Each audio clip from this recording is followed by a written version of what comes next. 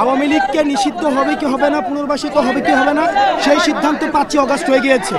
অর্থাৎ একটি দলের প্রধান হাসিনা যখন পতন হয় এবং যখন পালিয়ে যায় এবং যেই দলের হাতে 2000 শহীদের রক্তের দাগ এখনো আছে, সেই দল আবার ক্ষমতায় আবার দেশে পুনর্বাসিত হবে কি হবে না, সেই সিদ্ধান্ত 5 অগস্ট হয়ে গিয়েছে।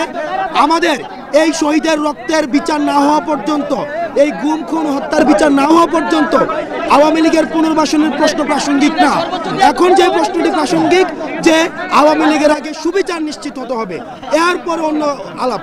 এবং আওয়ামী লীগ যে অপরাধ গত 15-16 বছর করেছে, তাদের এই অপরাধ আগামী 1000 বছর সেগুলো হচ্ছে তাদের কোনো বিচারের 1000 বছর কারাগার দিলে সেই বিচার হবে না। সুতরাং আগে হচ্ছে বিচার নিশ্চিত করতে হবে। বিচার নিশ্চিত না হওয়া পর্যন্ত তাদের পুনর্বাসনের যে আলাপটি জাতীয় পার্টি দিচ্ছে, এটি একটি ফেসিবাদের আরেকটি দূষর।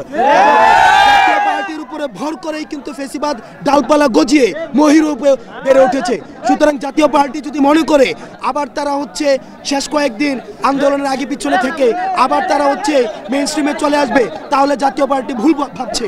জাতীয় পার্টি আওয়ামী দূষর হিসেবেই তারা ইতিহাসে হচ্ছে স্বীকৃত থাকবে।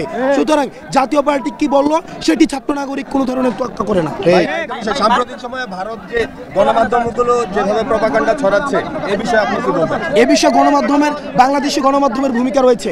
আপনারা আমাদের বাংলাদেশি যে গণমাধ্যম রয়েছে, এই গণমাধ্যমের উচিত যে বাংলাদেশে যে আসলেই আমাদের যে সাম্প্রদায়িক সম্প্রীতি রয়েছে, কোনো ধরনের ক্ষুদ্র নৃগোষ্ঠী অথবা হিন্দু মুসলিম বৌদ্ধের আমাদের যে একটি সুন্দর সাম্প্রদায়িক সম্প্রীতিটি রয়েছে, এগুলো তুলে ধরা। তারই সাথে সাথে ভারত যে মিডিয়া প্রপাগান্ডা চালাচ্ছে, সেগুলোর বিরুদ্ধে কাউন্টার প্রপাগান্ডা সেল গঠন করে সেগুলোর বিরুদ্ধে আমাদের দেশের মিডিয়ারও সরব উপস্থিতি প্রয়োজন।